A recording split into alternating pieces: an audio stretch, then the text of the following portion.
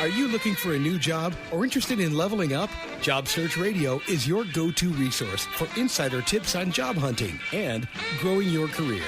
Here's your host, Jeff Altman. Hi, this is Jeff Altman, the Big Game Hunter, and welcome to Job Search Radio. And, I've been a professional recruiter for a long time, and as long as I can remember, there have been statistics about the hidden job market. All those positions that fly under the radar, that aren't advertised. And, it's true. There is an enormous hidden job market. As a matter of fact, the most recent statistics I saw is that only 20% of positions in the United States are advertised in any way, shape, or form. That the other 80% are in effect, quote, hidden from public view, from scrutiny, from being found through advertising in any way, shape, or form. My guest for this show is Ray Gooch, who's the founder of Spectrum Career, a healthcare IT staffing firm in Ohio, and he's the host of Job Search That Works, a podcast that you can listen to in iTunes and a variety of other places. Ray, welcome to Job Search Radio. Great to have you on. Good to be here, Jeff. Thanks for having me. My pleasure. So, where are these jobs hiding, and how can people start finding them? Well, they definitely are hiding. That statistic you quoted came from the Department of Labor, and I have experienced that to be the case as well. They're hiding in plain sight, believe it or not. They just aren't being advertised where job candidates are exposed to them. They're not on job boards. They're not in the newspapers. They're actually positions that are open within companies, and most of the time, networking is required to be able to find out about them. They're posted internally, and referrals come in from employees and so forth and so on. But they're there. They exist. It's just a matter of learning how to get to them. Okay, I'm ready to bite. So posted internally, that is, they're advertised within the firm as being open. In theory, someone could apply internally, but if they were qualified probably internally, someone would tap most of these folks on the shoulder and tell them about the job. So they're really just trying to network through their employees to try and find out about positions. Is that what you're saying? A lot of times that's the case. Generally, whenever an employee refers someone, they're concerned about their reputation within the company. And most companies feel that if they receive a referral from an employee, especially a really good employee, one that's conscientious, that their recommendation is going to weigh more than starting cold and finding somebody off the street that doesn't have a recommendation from an individual they know and trust. So oftentimes that's the case whenever it involves an employee referral. They'd rather have it from an employee, especially a good one. And it makes perfect sense. After all, when we have a question about buying a car or a particular restaurant, we go to sites like Facebook or Yelp to get recommendations from people and friends. Why are employers any different? It's the idea of social proof. So I heard you talk about networking as being the way to find out about these jobs. Lots of different ways to network, of course. Where would you tell people to start? Oh, there's several different places that I would recommend. Of course, there's the old standby on LinkedIn, which is probably one of the most effective tools, but I want to sidestep that one for just a second and talk about one that people overlook so oftentimes. That's their own personal network. It happens to be your family, your friends. I don't know exactly when this show is going to air, but even during holiday parties, we're always interacting with other people. One thing I've noticed is that when somebody has lost their job or they're in the process of looking for a job, especially when they're unemployed, they have a tendency to isolate themselves, to be embarrassed about the situation that they're in and not want to be out in front of anybody. Big mistake. That's exactly the time you need to be in front of people and let them know that you're in an active job search.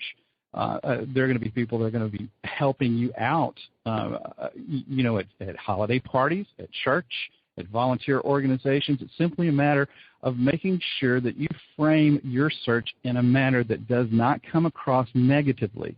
It comes across confidently, and where people want to help you rather than want to avoid you. So in framing it positively, are you saying don't act desperate, don't buttonhole people to introduce you to places? I want to take that comment one extra layer if we could. Oh, yeah, absolutely.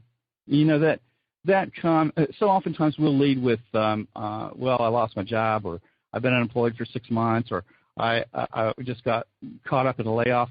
That comes across where people will feel sorry for you, but it certainly doesn't instill confidence in them about your ability. They may be afraid to refer you, afraid that you're damaged, afraid that you're going to leave a bad impression with the person they would potentially refer you to. So one of the best ways to handle that situation is to get the mind garbage taken care of. If you've had a bad experience, flip it around and find the positives in that experience. If you've been laid off, don't focus on the fact that you're laid off. Focus on the fact that you've had a wonderful experience where you were able to pay for your cars, you made house payments, you were able to take wonderful vacations, and you gained some new skills in that last position that you're going to be able to carry with you throughout your career. Once you get your mind set properly, then you can frame your job search in such a manner, well, I've been out there in the active job market. I've been able to meet some incredible people, and my skills, what I have to offer you, and then you can step into the value you can bring to the employer or a prospective employer. When you start a conversation like that, people are much more willing to speak with you and help rather than turn and run the other direction. And there was something you said at the beginning that I don't want to have the listeners overlook, and that is networking with everyone. Church, school, mosque, synagogue, any house of worship, anyone that you meet. And I had a guest on one of my first shows named John Sampson, who told this wonderful story about a bank executive who was out of work and networked with the barber in Charlotte, who had entree to everyone who cut hair for execs at the banks in Charlotte. And you didn't ask him for a lead at the first time, and you didn't do it the second time he got the haircut, but the third time often he asked about you. And he provided this guy with an introduction to some executives with one of the banks in Charlotte. The guy winds up with a job, all because he knew the way to network with this person. That's exactly right. Whenever you develop a relationship with an individual that knows you, loves you, trusts you, they're much more likely to refer you on. And sometimes that first call in a networking environment, we think that if we don't have immediate results, then it's a failure. No, that's not true at all. As a recruiter, it takes multiple calls over and over and over again into a company, not trying to get their business necessarily, but trying to find ways to serve them. And as we try to find ways to serve them, they begin to know, like, and trust us. And whenever that relationship's established, then that law of reciprocity begins to kick in, and when you've given so much to someone else, they start wanting to give back to you. And one of the ways that people can give back to you when they know, love, and trust you is to be able to refer you to a job opportunity that they think you might be good for.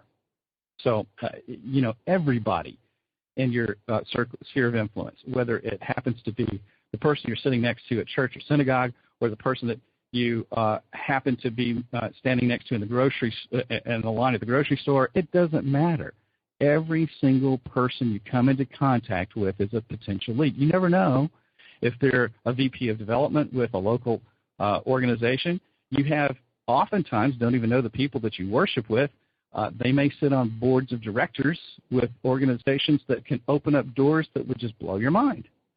So always be conscientious about the fact that the people you meet are they're people just like you, just like me. And they want to help, but they want to help people that have their head screwed on straight, that are likable, and people that have an orientation to give and to serve. You're absolutely right. And what we're talking about at this point is what I tend to think of as broad networking. Casting a wide net, making sure that everyone we're in contact with in our personal network is aware of us and what we're trying to do. And then there's the kind of networking that's more targeted, where some people do their job search by saying, I want to research organizations that I want to work for. So let me pick out one from healthcare IT. Let's say I want to network my way into Epic Systems. And this is where I want to work. I want to make a move into healthcare IT. I don't know anyone who works for that firm. How do these people start to go out and network as well? Well, one of my favorite tools, one of everybody's favorite tools, Google. It's amazing what you can find out. What I would do is first zero in on the industry that you want to work within, zero in on the positions that you would be qualified for and can make a contribution to those organizations. Then you have to decide, okay, what geography am I willing to work within? Am I going to relocate, or am I going to need to stay local? Obviously, the more flexible you are on location, the better. But then it's time to turn to Google, find out which hospitals use Epic systems. And it isn't hard to do.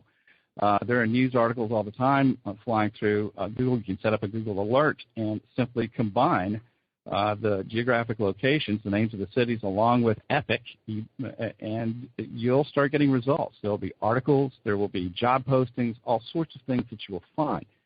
Not to encourage you necessarily to follow up on those job openings, but whenever they post for an Epic consultant within their organization, there's a darn good chance that they have an Epic within their hospital. So that's where I would begin to uncover which organizations are utilizing that particular software. And we're going to come back to that in just a moment, folks, with more from Ray on this subject. But first, my job search insider tip for this show. Now, this is something that recruiters all know, but job hunters tend to forget about. So when is the time to begin your next job search, the one after you find this position? Answer: on your first day of work at your next job. You see, most people make the mistake once they've found a position of letting all these assets that they've built up atrophy. And instead of doing that, what I want to encourage you to do is to continue to build your network. Think in terms of what's the next job you want to be doing. And that could be internal to the next firm or external. More likely, it's going to start off as being an internal search that you're going to do. What do you need to know? What experiences do you need to have to get the next job, the next promotion into a role that you want to evolve your career for? Career toward, I should say. That should start at the very beginning of your employment with the next firm. Don't wait until you're in crisis mode and you're thinking about, this is terrible, my boss is fill in the blank, the work has gotten dull and boring. Don't wait until then.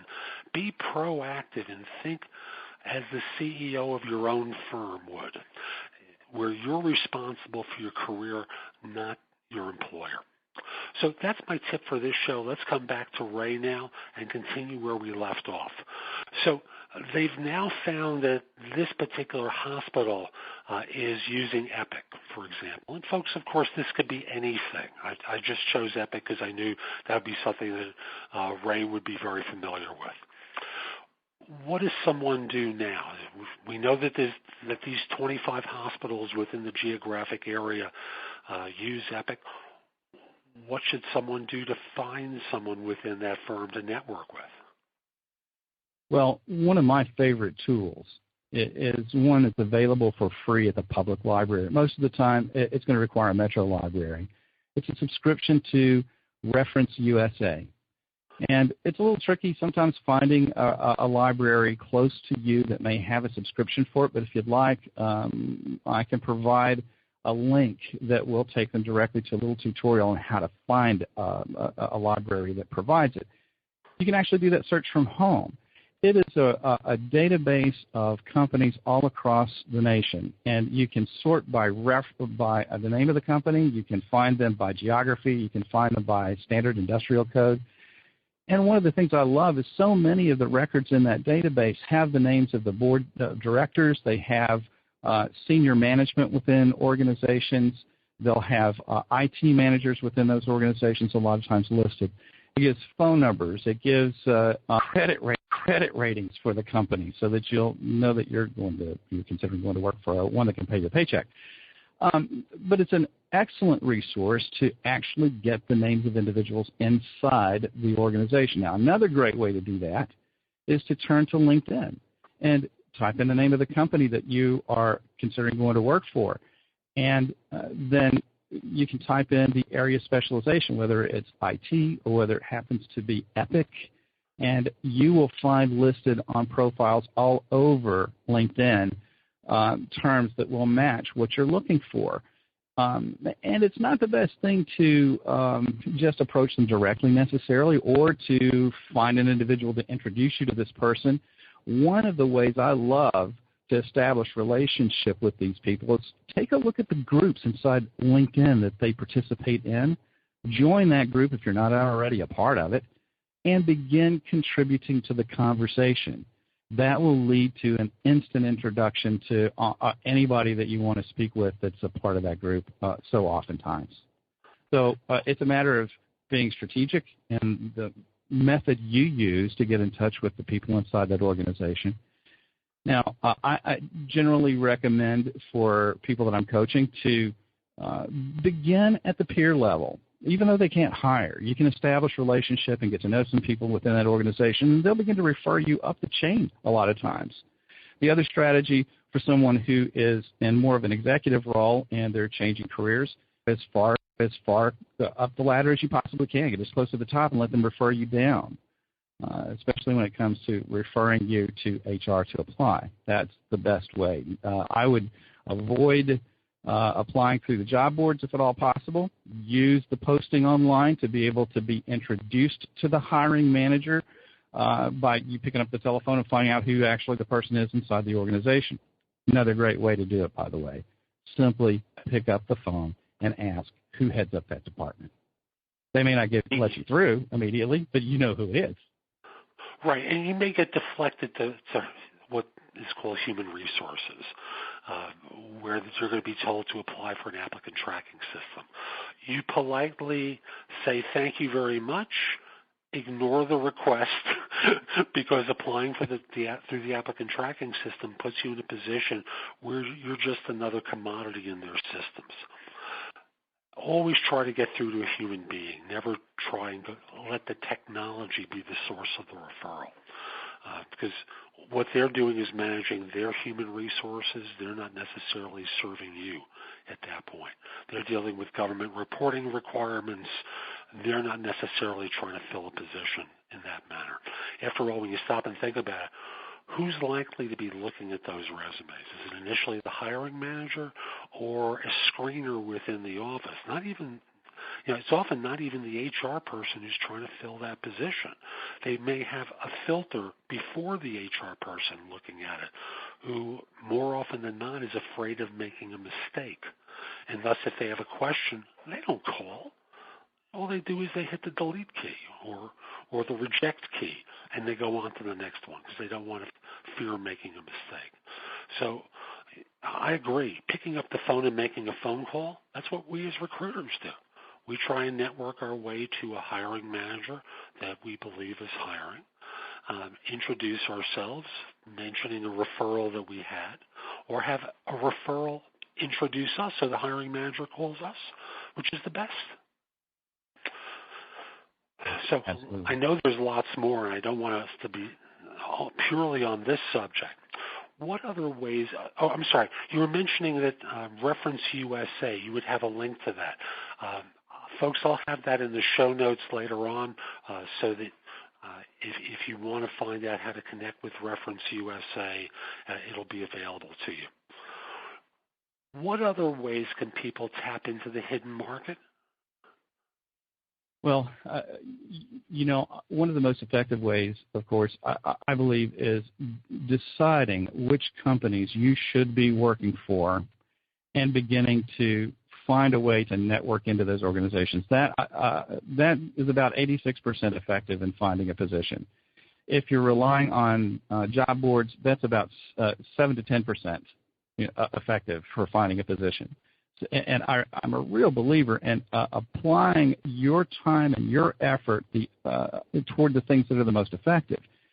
So in addition to just doing your general networking, in addition to LinkedIn, I think that if you pull together a target list of companies that you should be working for, and you're chipping away at that every single day to where you're finding out who works in that organization, what they do, what the mission of that organization is, you're actually making phone calls into that organization, then over time, which is going to be a whole lot more productive, you'll actually develop those relationships and wind up with referrals into that. Because keep in mind, that's where the 80% of job openings that are never advertised exist.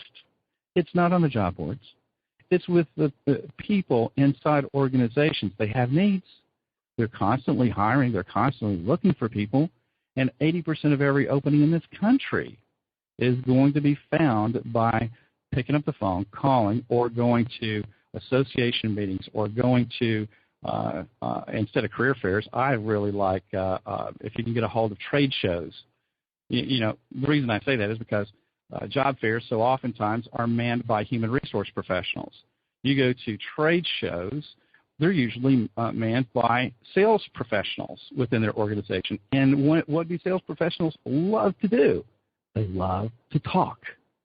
And you can target the company you want, speak to those sales professionals. They'll probably refer you to individuals within that organization, and you're off to the races. If you go to a job fair, they're going to get your resume, tell you to apply through the job portal, and you're one of thousands of people that are doing the same darn thing, and good luck. It's like buying a lottery ticket. You might win, but the chances are slim. So that's the other thing. I've hated career fairs for years. Cattle call is the polite way of referring to them. I just know that the HR people hate doing them. So if you're talking to someone who doesn't want to be there, why would you want to talk to them then? Absolutely. That's just an awful set of situations for you to walk into. People that don't want to be there, you're going to be among thousands of others, and you've got a snowball's chance of getting even attention. Just to throw in a little factoid here, Career Builder released a statistic through some of the research they do that only 50% of employers that ever even respond to an applicant that applies for a position through them. And that includes rejections. Only 50% ever reply to, say if they've got 1,000 people, they're only going to reply to 500 of them. So if you aren't the lucky one to be in that first 500, you're immediately called. Amazing. Absolutely amazing. Yeah, not good odds. I know it's tough for me to respond to everyone, even though, my ads all say I will only respond if I believe you might possibly be a fit for the role. I make the point of doing that because it seems like it doesn't take a big deal to respond to everyone, but it's hit reply, go to a signature file, select the signature, hit send. Multiply that by 500 times, it does start to add up, especially when you think that's every job that you might list. And Lord knows, with the resumes that I receive in my practice, I'm rejecting almost everyone. I've received little more than spam from job board ads. I'd rather go out and aggressively recruit these days than wait for the responses from the boards. They're just, statistically, they're all off my radar. So we're starting to run up on the end of our time with one another, Ray, and I want to make sure that if there are other points about tapping into the hidden job market, we cover them. And we've covered a lot in the time that we've had, including we briefly touched on LinkedIn. We've talked about networking with people that you know, getting entree into organizations by working our way up the ladder or down the ladder, depending upon the field. avoiding career fairs where possible, instead using trade shows as a way of finding out about organizations. And there have been lots of other points as well. What other final things do you think people need to know about in terms of locating the hidden job market? Two things. One of them is to connect with a transition group in your area, other people that are in job search mode. Some of them are unemployed, some of them are underemployed. But I really recommend that you hook up with them. A lot of times churches and synagogues have groups like this available. It's as easy as Googling transition groups within your city. And a lot of times you can find people that are meeting. Just keep in mind that those individuals are already making contact with hiring managers beyond human resources, and they've had perhaps a first interview, decided they didn't want it, or maybe they had a telephone interview, didn't work out, and they can help give you a shortcut to the people that make decisions within fields that you're really interested in. The second thing that I would like to leave people that are listening with is just the mindset of a job search, not a push-button activity. It requires discipline. It requires putting 40 hours a week in if you're unemployed, 15 to 20 hours a week if you can squeeze that much in if you're currently employed and needing to get better employment. But organize yourself. Make sure that you're spending every moment that you have allocated to doing a job search. And I'm not talking about perusing job boards. I'm talking about making substantive moves into organizations that you know you're a good fit for, whether they have a posting online or not. You would be better off to go down the list of companies in the yellow pages online than you would be to post online. To answer job postings online. So go back to old-fashioned methods of knocking on doors. If you have to physically get out and go to a company, knock on a door, that's a much better way to approach it. I prefer telephone because it's faster. Get past the gatekeepers, make friends with the gatekeepers, and keep names of every single person you rub shoulders with in an organization because they can become your friend. And remember, the administrative assistant to the person you're trying to reach usually controls that person's calendar. Be nice to them, make friends with them, and keep them updated, and let them get to the point where they can work you into seeing that individual or getting your information in front of the individual you really are targeting. Job search is a contact sport. It is not something for someone sitting in front of a screen. You need to be out and about talking with people as much as possible. Now, I might differ with you about going in person because I'm an ex-New Yorker, and in the post-9/11 world, I think few large businesses will let people in the front door anymore. It's just the way things are. But smaller firms, it's not a problem. Mid-sized firms, sometimes yes, sometimes no. But definitely, phone calls, no issues there. Agree with you wholeheartedly. Folks, get on the phone. Do what recruiters do. It works. It really does work. Ray, thank you so much for making time. I really appreciate it. How can people find out about your work? Well, probably one of the best ways is to go to jobsearchthatworks.com. They'll have access to blog postings. They'll have access to my podcast. They'll have every resource that I have available through jobsearchthatworks.com. That'd be the easiest way. Wonderful. Thank you again. And folks, we'll be back next time with more advice to help you find work more quickly. So I'm Jeff Altman, the Big Game Hunter. I want to encourage you also to come over to my website, which is thebiggamehunter.us, and go exploring. I've got videos, podcasts, articles that I've written that are all designed to help you. You can also, of course, search positions I'm recruiting for, but there are also places that you can post your resume to. I know that's counter to what I've been saying. And at the same time, if you want to, it's available there as an option. There's information about my books and guides to job hunting. Pay what you want for them. I'm not trying to get rich on ebooks. I want to help you get back to work. If you can't afford anything, $0 is a fair price for it. But pay what you want for my books and guides to job search. They're all there to help you. Lastly, file this away for when you're starting to get close to a salary negotiation. I'm now doing coaching, and I have been for about a year, about how to negotiate salary. So if you're working on your own job search and you want to get some pointers about how to negotiate salary with a new employer, order it through my website. We'll make time to sit down and talk. I'd be very happy to get you prepared. After all, how many jobs have you negotiated salary for versus how many jobs I have? Big difference. So this is Jeff Altman. Hope you enjoyed today's show. Take care. For more job search advice, visit Jeff's website at thebiggamehunter.us. That's thebiggamehunter.us.